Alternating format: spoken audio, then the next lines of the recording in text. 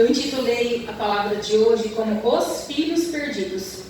Amém? A gente vai ler do versículo 11 ao 32. Tem uma pressão que a coisa funciona, né, pastor? Ó, é verdade, estou tremendo. Meu pastor, gente, ele me disciplina, me orienta. De repente ele está aqui. Está filmando, pastor? Então vou me controlar. Versículo 11. Manda para mim que eu edito tudinho. Versículo 11 em diante. Jesus continuou. Certo homem tinha 2 filhos. O mais moço deles disse ao pai: Pai, quero que o Senhor me dê a parte dos bens que me cabem. E o pai repartiu os bens entre eles. Passados muitos dias, o filho mais moço, ajuntando tudo o que era seu, partiu para uma terra distante e lá desperdiçou todos os seus bens, vivendo de forma desenfreada. Depois de ter consumido tudo, sobreveio àquele país uma grande fome e ele começou a passar necessidade. Então foi pedir trabalho a um dos cidadãos daquela terra e este o mandou para os seus campos a fim de cuidar dos porcos. Ali ele desejava se alimentar das alfarrobas e que os porcos comiam, mas ninguém lhe dava nada. Então, caindo em si, disse: Quantos trabalhadores de meu pai têm pão com fartura, e eu aqui morrendo de fome? Vou me arrumar, voltar para o meu pai e lhe dizer: Pai, pequei contra Deus e diante do Senhor. Já não sou digno de ser chamado de seu filho. Trate-me como um dos seus trabalhadores. E arrumando-se, foi para o seu pai. Em outras traduções está: e levantando-se, foi para o seu pai. Vinha ele ainda longe, quando seu pai o avistou, e compadecido dele, correndo, o abraçou e beijou. E o filho lhe disse: Pai, pequei contra Deus e diante do Senhor. Já não sou digno de ser chamado seu filho. O pai, porém, disse aos servos: Tragam depressa a melhor roupa e vistam nele. Ponham um anel no dedo dele e sandálias nos pés. Tragam e matem o bezerro gordo. Vamos comer e festejar. Porque este meu filho estava morto e reviveu. Estava perdido e foi achado. E começaram a festejar. Ora, o filho mais velho estava no campo. Quando voltava, ao aproximar-se da casa, ouviu a música e as danças. Chamou um dos empregados e perguntou o que era aquilo. E ele informou: o seu irmão voltou, e por tê-lo recuperado com saúde, o seu pai mandou matar o bezerro gordo. O filho mais velho se indignou e não queria entrar. Saindo, porém, o pai procurava convencê-lo a entrar. Mas ele respondeu ao seu pai: Faz tantos anos que eu sirvo o Senhor e nunca transgredi um mandamento seu. Mas o Senhor nunca me deu um cabrito sequer para fazer uma festa com os meus amigos. Mas quando veio este teu filho, que sumiu com os teus bens, com os bens do Senhor, gastando tudo com prostitutas, o Senhor mandou matar o bezerro gordo para ele. Então o pai respondeu: Meu filho, você está sempre comigo. Tudo o que eu tenho é seu. Mas era preciso festejar e alegrar-se, porque este seu irmão estava morto e reviveu, estava perdido e foi achado. Aleluia, glória a Deus por essa palavra. É óbvio que qualquer um de nós, ouvindo essa história, já vai julgar de antemão o filho mais velho com razão. Era o filho que nunca deu trabalho para o pai, sempre estava na presença do pai, o ajudando, trabalhando. Era o filho responsável, era o filho trabalhador, era um filho que foi injustiçado. Porque o irmão mais novo, vamos taxar ele, porque nossa mente taxa automaticamente. Irresponsável, depravado, pede a herança do pai, vai para longe, gasta tudo. A Bíblia diz que foi uma gastação aí desenfreada. O irmão julga que foi com prostitutas. Esse menino mais novo é daqueles que hoje em dia a gente fala assim, ó, bebeu, pegou o carro do pai escondido, bateu, foi preso, o pai teve que ir lá pagar fiança na delegacia. De repente ele, fazem um discurso de arrependimento, volta para casa, em vez do pai pegar e falar, agora eu vou te dar a punição devida porque você fez o que não devia, o pai o abraça. O pai manda fazer uma festa com um novilho gordo, cevado, que os cevados e gordos eram para ocasiões muito especiais. A gente então taxa esse menino mais novo como um irresponsável delinquente, como um menino sem juízo, e foi assim, uma justiça, uma injustiça ainda premiada, né? Para esse menino. Não deveria ganhar o que ganhou, não deveria ter festa para quando ele voltasse, porque ele fez exatamente tudo de errado. Mas o irmão mais velho, quando vê toda aquela festa, ele volta e para no portão, e do portão diz que o pai tenta convencê-lo a entrar na festa, ele não aceita. E a gente fala, ele tem razão, não é para aceitar mesmo, não é? Aos nossos olhos. Só que, lembra o tema que eu dei a palavra? Os filhos perdidos. Infelizmente, ambos estavam perdidos, cada um na sua maneira, cada um do seu jeito, mas o mais velho também estava perdido, ainda que na nossa mente, de imediato, a gente julgue ele. Qual que é o final da história, Manu? Jesus não relata o fim dessa parábola. Nós não sabemos se o filho mais velho entra na festa para comemorar com seu irmão que voltou. Nós não sabemos. Isso tem tudo uma explicação, nós vamos olhar no contexto. Observe no versículo 11. O 11 diz assim, olha, Jesus continuou. Se a Bíblia está falando que Jesus continuou, é porque antes do que vai ser dito agora, tem algo que ele já tinha dito antes, que nós também precisamos contextualizar para entender qual foi tudo que se passou aqui, o que Jesus estava tentando ensinar. O que está antes? Antes está no versículo 8, fala a parábola da dracma perdida, que diz assim, ou, qual é a mulher que tendo 10 dracmas? Se perder uma delas, não acende a lamparina, varre a casa e a procura, com muito empenho até encontrá-la, e quando a encontra, reúne as amigas e vizinhas, dizendo, alegre-se comigo, porque achei a dracma que eu tinha perdido. Eu afirmo a vocês que a mesma alegria existe diante dos anjos de Deus por um pecador que se arrepende. Esta parábola começa, ou, qual é a mulher? Se aqui tem essa conjunção, ou, quando a gente fala ou, é porque a gente está dando uma opção, né? Olha, você quer salada de tomate ou salada de pepino? Se tem ou aqui antes da parábola da dracma perdida, é porque também antes tem um contexto do qual Jesus está falando e nós também vamos para ele. Vá para o versículo 3, que diz assim, então Jesus lhes contou esta parábola e vai contar a parábola da ovelha perdida. Vamos ler? Versículo 4 em diante. Qual de vocês é o homem que, possuindo 100 ovelhas e perdendo uma delas, não deixa no deserto as 99 e vai em busca da que se perdeu até encontrá-la? E quando a encontra, põe-a sobre os ombros, cheio de alegria, e indo para casa, reúne os amigos e vizinhos, dizendo-lhes, alegrem-se comigo, porque já achei a minha ovelha perdida. Digo a vocês que assim haverá mais alegria no céu por um pecador que se arrepende do que por 99 justos que não necessitam de arrependimento. E no versículo 1 do capítulo 15, nós vamos entender para quem e como Jesus está contando essas 3 parábolas. A do filho pródigo, da ovelha perdida e da dracma perdida. Diz assim, aproximavam-se de Jesus todos os publicanos e pecadores para ouvi-lo. Então estavam se chegando a Jesus para ouvi-lo. Quem? Os fariseus, os do templo, aqueles que estavam já no templo, na casa de Deus? Não, eram os pecadores e os publicanos, um povo rejeitado pela sociedade.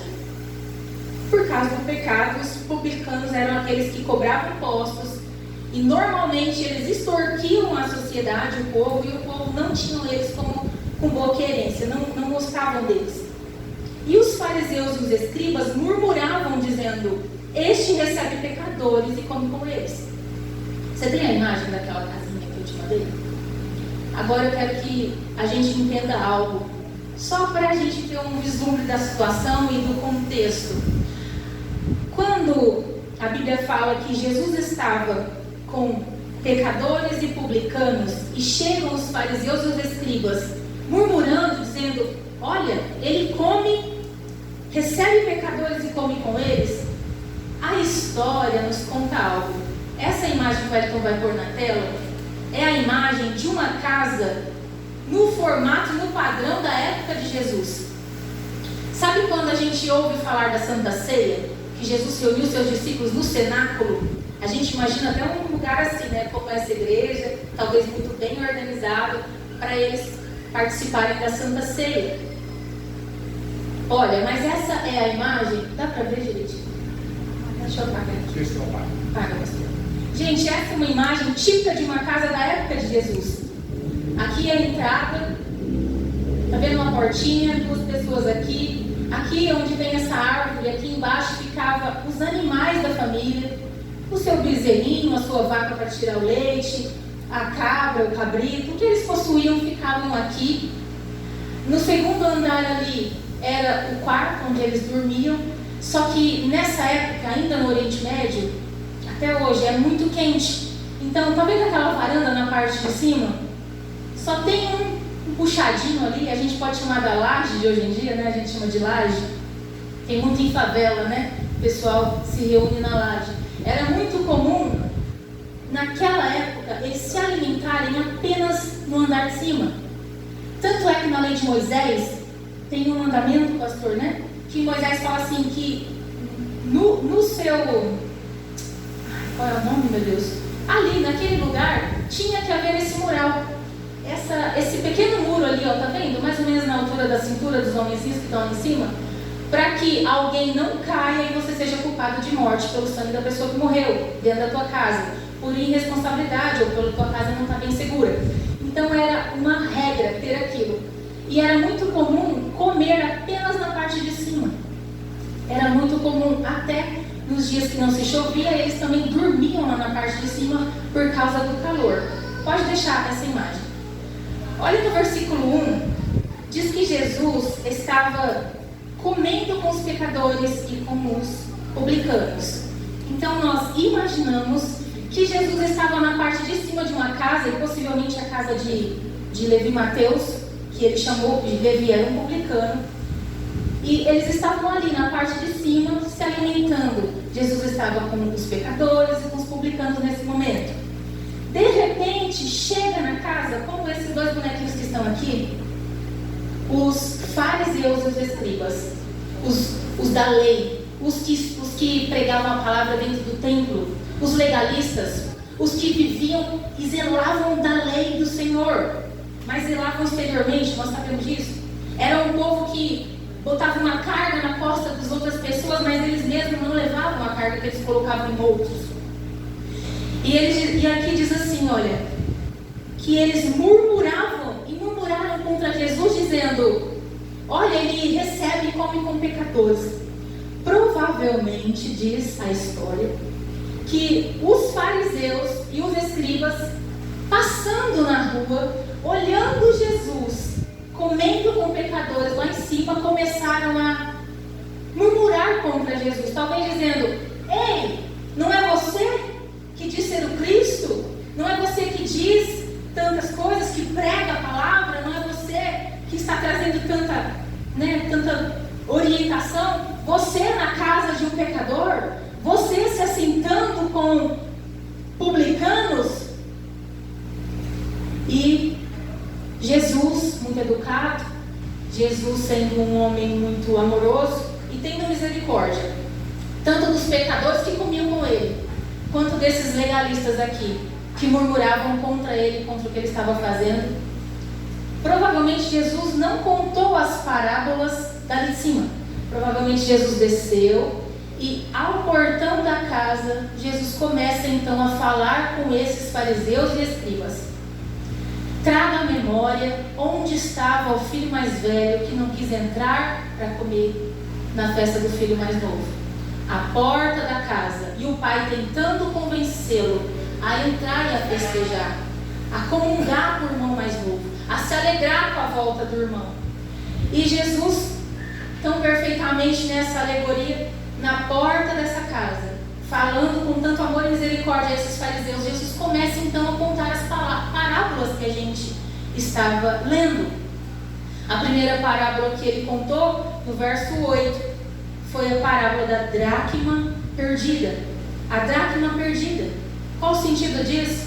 Uma dracma, uma mulher perdeu uma moeda na casa e começa a procurar com tanta intensidade. Gente, uma dracma era um dote que os pais davam às filhas quando elas casavam. Não era que o marido dava, era que o pai dava. Para quê? Era como um seguro de vida para essa mulher. O marido, quando fosse à guerra, se sofresse um dano ou se morresse por lá, ela teria as dracmas, ela teria umas moedas do dote que o pai deu para ela pagar uma passagem para a casa de um parente, para ela comer por um tempo até ela se organizar na vida. Então era como se fosse um seguro de vida, era algo muito valioso. E ela perdeu. No verso 3 fala da ovelha perdida. Agora, o que essas 3 parábolas distintas significa para nós hoje? Jesus, como eu disse, possivelmente está na porta desta casa, conversando com esses homens e contando a história das 3 parábolas. O que Jesus estava ensinando e o que hoje, para nós podemos absorver dessa palavra. Quando Jesus fala da ovelha perdida, irmãos, você já teve um animal ou você tem? E se o seu animal tem casa, quando ele se perde, ele sabe ou não sabe que está perdido? Ele sabe que está perdido. Então essa ovelha estava perdida, sabia que estava perdida e estava fora do seu rebanho, fora da sua casa. Jesus conta então a parábola da dracma perdida. Óbvio, dracma é uma moeda e não sabe que está perdida, mas ela está perdida e está perdida dentro de casa e não sabe que está perdida. Então nós temos 2 figuras aqui: uma ovelha que está perdida, que sabe que está perdida e está fora do seu rebanho. E nós temos a figura de uma dracma, uma moeda, que está perdida, não sabe que está perdida, mas está dentro de casa. E então Jesus finaliza com a parábola do filho pródigo, que eu quero chamar dos 2 filhos perdidos. Por quê? O filho que estava fora de casa, o filho mais novo, ele sabia que estava perdido e estava fora da sua casa. Mas o filho mais velho, simbolizando a dracma perdida, ele estava perdido dentro de casa e não sabia que estava perdido. Olha, o filho mais novo, simbolizando a ovelha que Jesus acaba de dizer, está perdido, sabe que está perdido, mas está fora de casa. E o filho mais velho, simbolizando uma dracma perdida, está perdido, não sabe que está perdido, ele acha que está tudo bem, e está perdido dentro de casa. Eu só quero trazer um adendo que não acrescenta só ao nosso conhecimento, mas a gente julga que o filho mais velho, ele é responsável, ele é o filho que foi injustiçado, porque o filho mais novo exigiu a herança dele. Mas se você ler com atenção o verso 11, olha o que diz. Certo homem havia 2 filhos, tinha 2 filhos. O mais moço deles disse ao pai: Pai, quero que o Senhor me dê a parte dos bens que me cabem. E o pai repartiu os bens entre eles. Gente, eu li isso aqui, eu falei: nossa, eu não sabia. Os bens do pai foi repartido entre os 2 filhos. Um gastou desenfreadamente, mas o outro que fez questão de receber é o filho mais velho. E no verso 17 diz que o mais novo então vai para o mundo, gasta da maneira que ele quer. De repente ele se vê sem nada, a situação onde ele está, o lugar onde ele está, entra numa fome muito grande e ele procura um emprego e tem um emprego, cuidador de porcos. Ele vai lá e a fome é tão grande, irmão Elcio, que ele tem vontade de comer a comida dos porcos. E a Bíblia diz que ele não entendeu que era só limpar o chiqueiro, colocar uma plaquinha larga oscilar. Porque quem sabe o que é a vida longe de Deus, sabe que naquele lugar você não pode colocar plaquinha de larga oscilar, que ali não é o teu lugar. Quem já andou na presença do Senhor, e quem está afastado, ou quem mesmo está perdido dentro da casa de Deus, sabe o lugar lugar onde ele deve estar. E esse rapaz não limpa, não põe uma cadeira ali, uma cama para fazer do chiqueiro a sua casa, porque ele sabe onde é a casa. Ele conhece a sua morada. E a Bíblia diz que ele se levanta. E é o que nós temos que fazer quando nós nos reconhecemos num lugar de sujeira, de imundícia e num lugar de distância e distanciamento do Senhor. É se levantar, tomar uma atitude e voltar para a presença do Pai. Que esse Pai simboliza Deus. E esse menino mais novo, ele percebe então isso e ele se levanta e vai para casa. Chega lá, a história a gente já leu, o pai prepara o melhor, dá 4 presentes para ele, roupa nova, sandália, anel no dedo e manda matar um novilho para fazer uma festa. Só que o filho mais velho, quando volta do campo, chega em casa, aquela festança, aquela alegria, danças e animação. E ele não deseja entrar, simbolizando essa mesma cena de Jesus aqui, de Jesus ali, naquele portão, falando com os fariseus. Olha, Jesus com o seu tamanho amor, ministrando sobre aqueles homens de coração endurecido, de que eles precisavam aceitar os seus outros irmãos, que eles julgavam não merecedores do perdão.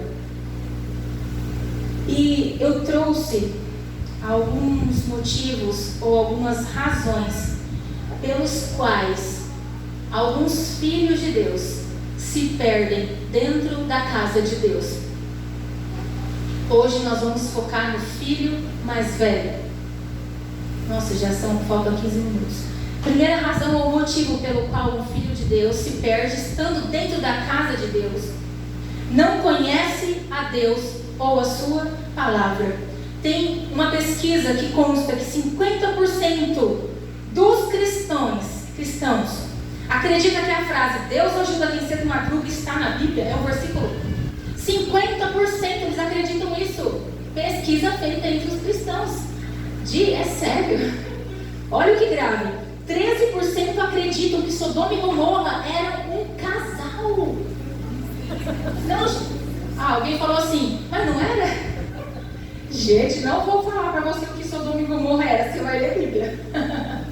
A falta de conhecimento de Deus, a falta de conhecimento da sua palavra, leva a gente à destruição. A ignorância nos leva à destruição. Nos Estados Unidos foi feita uma pesquisa em que ateus tiraram notas maiores em conhecimento bíblico do que cristãos. Muitas pessoas nessa pesquisa acreditavam que o Sermão da Montanha não estava na Bíblia. Era, sei lá, um livro muito famoso. E alguns achavam que o Evangelho de Tomé estava na Bíblia. Abre lá no livro. Qual livro? Lá no Evangelho de Tomé. Deixa eu ver. Nossa, tá difícil. Que página que está? Por falta de conhecimento. Por falta de conhecimento, muitas vezes nós estamos dentro da casa de Deus, perdidos e não sabemos que estamos perdidos, porque não lemos a Bíblia, não dedicamos tempo a Deus e a conhecer a Deus e a sua palavra. Segundo, por não conhecer a Deus e a sua palavra, nós não conseguimos amar a Deus. E esse filho mais velho, mesmo que no primeiro entendimento nós achamos que ele era o filho responsável, trabalhador, nunca deixou o pai, ele está infringindo 2 princípios de Deus, que é amar a Deus e amar o próximo. Ele não consegue amar a Deus, que é o seu próprio pai, porque senão ele estaria ouvindo o que o pai está dizendo a ele. E quando a gente não tem capacidade de ouvir o que Deus diz e seguir na direção dessa voz, nós mostramos que não amamos, não confiamos. Há um risco muito grande de nós estarmos dentro da igreja, trabalhando na igreja, sendo zelosos com a casa de Deus, não se envolvendo com coisas mundanas, não se envolvendo com pecado de idolatria, de prostituição, não fumando, não bebendo, mas isso ser apenas uma capa religiosa e o nosso coração está longe, milhas e milhas longe do Senhor. Há um grande risco nisso, gente, da gente ter tanto ativismo no ministério que esquece de se relacionar com Deus no ministério, o Deus da igreja. Isso pode ser uma razão do filho estar perdido dentro da casa do pai. Terceiro motivo, por não conhecer a Deus e a sua palavra, não ama a Deus como devia amar, porque nós só amamos o que conhecemos. Você só ama o teu marido depois que você conheceu ele. Você não ama teu namorado no primeiro dia, você vai conhecendo, passa o dia, passa o outro. Você desenvolve um amor porque o conhece. Agora, não conhece a Deus, não consegue amar, não confia nele, confia apenas em si mesmo. E esse filho mostra que ele tem justiça própria. Quando ele diz: eu nunca transgredi um mandamento seu. Queridos, por mais santo que a gente possa ser, nunca nós poderemos olhar para nós, olhar no espelho e falar assim: eu nunca transgredi um mandamento de Deus. Nós somos pecadores e todos carecemos da graça e da misericórdia do Senhor. Mas esse moço, ele acha que ele é tão bom, que ele tem uma justiça própria. Ele julga as pessoas antes de Deus julgar. É aquela pessoa que ela já sai do grupo porque ela não está concordando com algo que está acontecendo no grupo. Ela não deixa as coisas acontecerem, ela não ora para Deus revelar àquela pessoa o seu defeito, o pecado que ela está cometendo. Ela já pega e já sai. Ela já pega e já faz a confusão, porque ela tem justiça própria. Se avalia melhor do que é na realidade. Ela se avalia mais espiritual do que ela é na realidade. Ela tem justiça em si mesma. Ela não aguarda, não espera a justiça de Deus. Ela identifica os erros nos outros, mas os erros dela, ela nunca enxerga. Isso é um risco. A gente pode estar dentro da casa de Deus, perdidos aqui dentro, porque temos justiça própria. Julgamos os outros. Um tropeço do irmão a gente está julgando, mas não nos autoanalisamos. Não nos autoavaliamos. À noite a gente não faz aquele repassar dos acontecimentos. Senhor, me perdoa, eu lembrei agora que eu falei de um jeito ruim com a minha irmã. Que eu pequei nisso, que eu pequei naquilo. A pessoa que se acha tão santa, tão espiritual, ela nunca vai conseguir enxergar os seus erros. E isso pode fazer com que nós estamos perdidos dentro da casa de Deus. Outro ponto, a pessoa que se perde dentro da casa de Deus, ela pode estar julgando que pecado é apenas as coisas exteriores. Não, eu não como isso. Não, eu não vou a esses lugares, porque eu sei que não pode. Não, eu não toco nesse tipo de coisa, porque eu sei que não pode. É o que não faz, é o que não fala, é o que não toca, é o que não come, porque ele acha que pecado é tudo aquilo que se vê, tudo aquilo que é exterior. Ela acha que pecado é só isso, mas pecado é muito mais do que fazer algo ou deixar de fazer algo. Nós podemos, queridos, nunca ter ido a um prostíbulo, mas o nosso coração tem um prostíbulo dentro. Nós podemos ter uma capa de santos, de religiosos, de crentes, andar figuramente caracterizado um crente, que as pessoas sabem de longe que nós é crente, que nós anda como crente, ou a maioria deles, mas por dentro está sujo. Por dentro, só Deus sabe o que passa na tua e na minha mente. Os julgamentos que a gente faz. Por isso a gente pode estar assim, perdido. A gente pode estar assim, como esse filho mais novo. Filho mais velho. Dentro da casa do pai. Tantos anos eu tenho de igreja. Me batizei em 1900 e bolinha. Mas não tem uma transformação de vida, não tem transformação de caráter. O mesmo palavrão que você falava em 1980, você continua falando em 2024. Não muda, não tem transformação. É rude, não, eu nasci assim, eu vou morrer assim. Não é não, você é mal educada. Você é mal educado. Não é a pessoa muito sincera, eu sou sincera. Tudo que vem à minha mente eu falo. Não, isso é falta de educação. Deixa o Espírito Santo transformar você.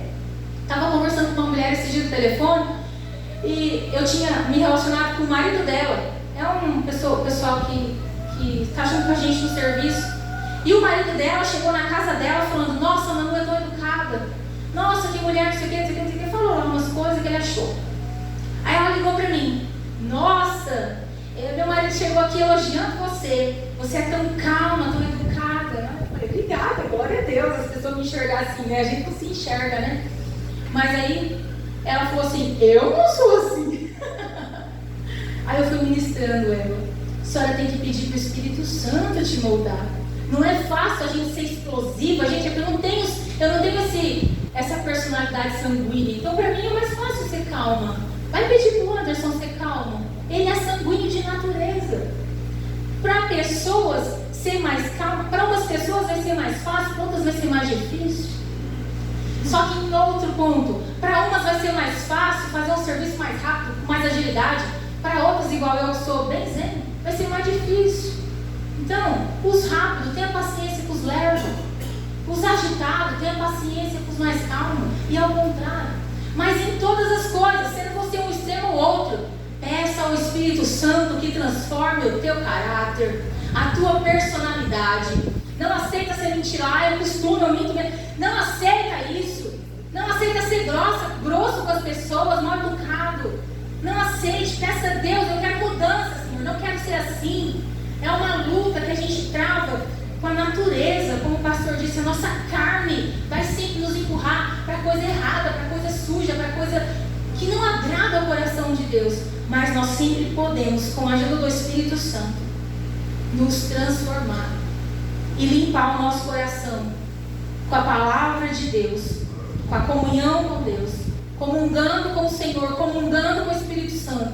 E dia após dia, a transformação pode ser lenta, mas ela acontece. Se você não vê mudança na sua vida em algum período de tempo, é porque a mudança não está acontecendo. Você precisa alcançar isso em oração, em jejum, para matar essa carne, em nome de Jesus. Outra coisa que pode afastar a gente, mesmo a gente dentro da igreja, pode nos afastar do Pai. Viver na casa do Pai com o coração cheio de amargura.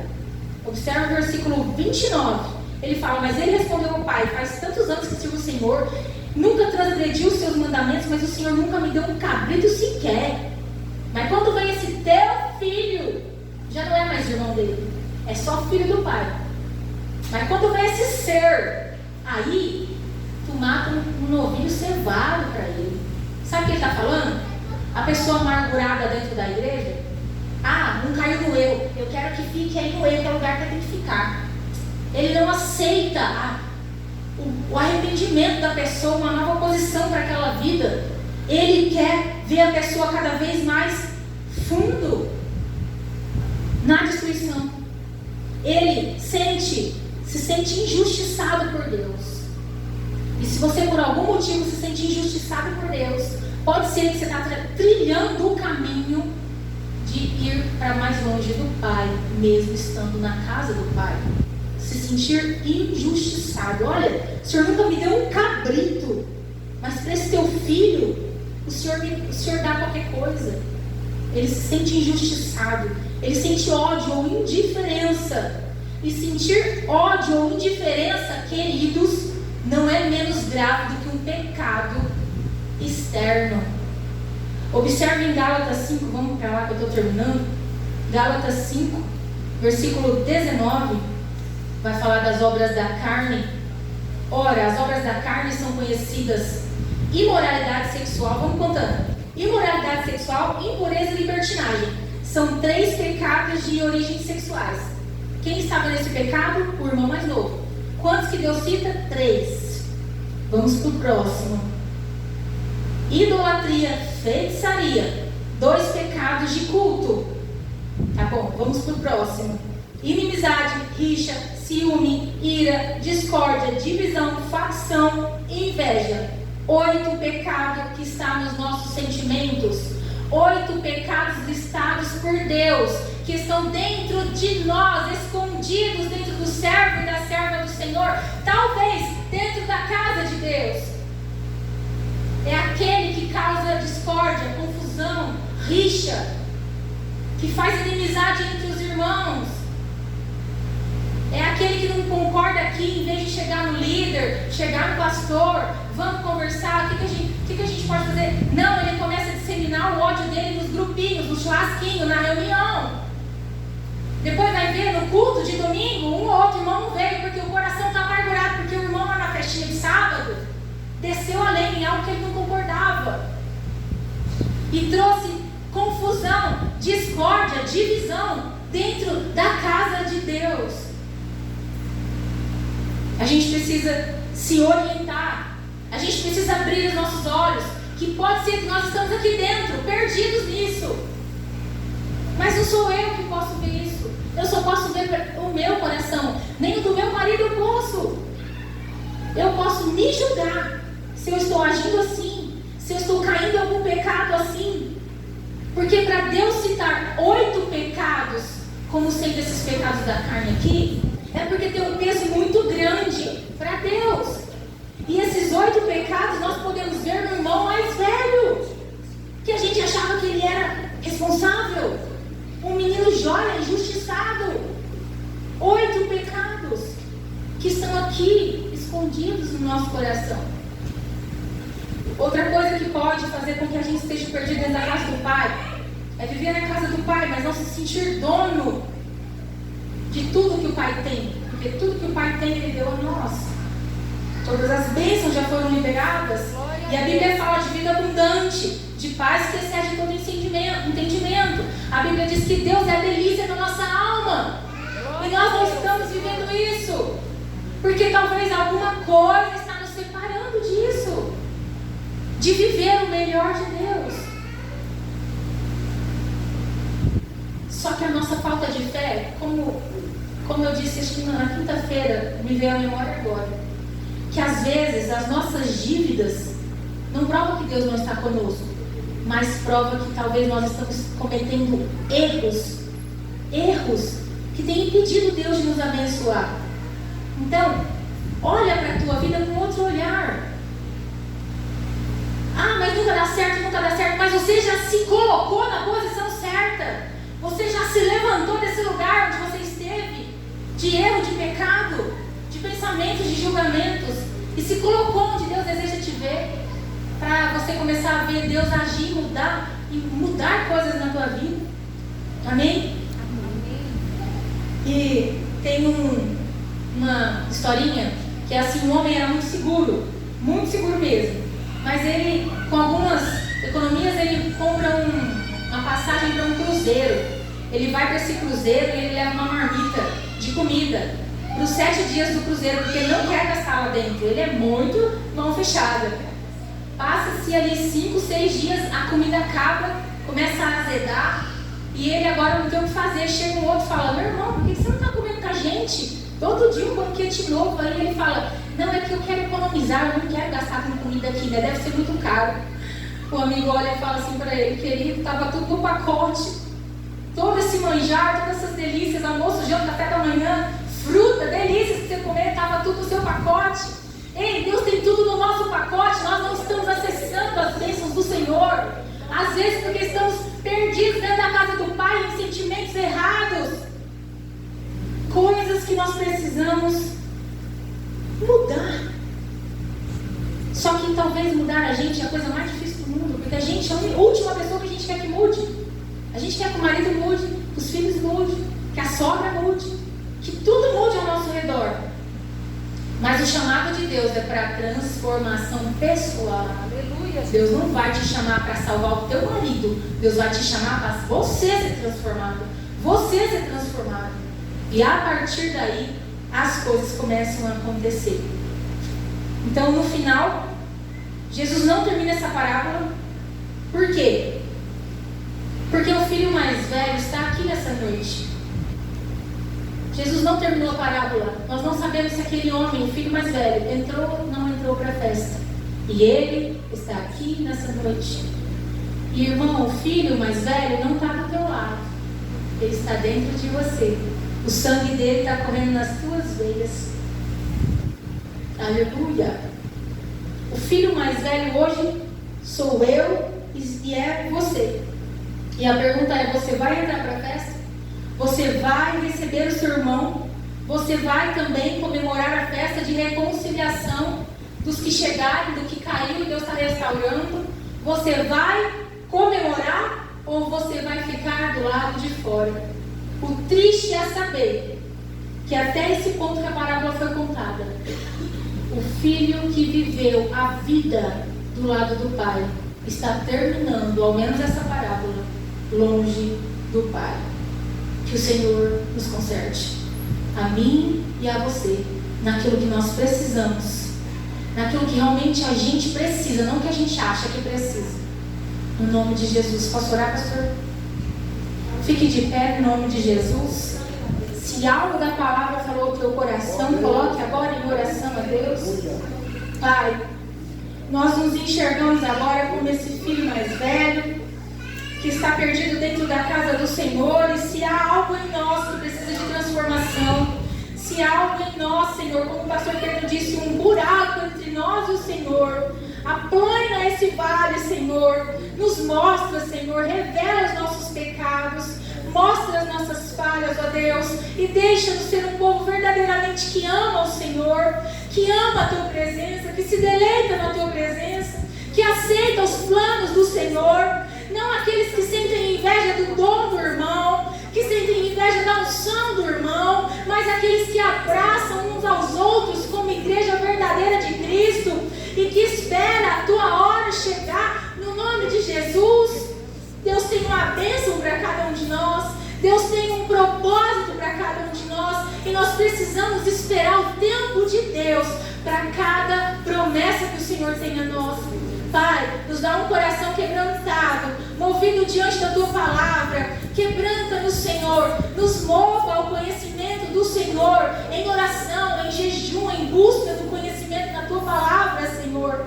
E não nos deixe se perder nesse tempo dos fins, onde nós não sabemos quando Jesus voltará, e nós não queremos ser encontrados fora dos portões da Tua casa, da Tua presença, Senhor. Assim eu oro, crendo que cada um de nós entendeu as suas falhas, as suas misérias, os seus pecados, e se reconciliará a partir de agora com o Senhor mais e mais. No nome de Jesus, no nome de Jesus. Amém. Amém. Que as palmas ouvem o nome dele.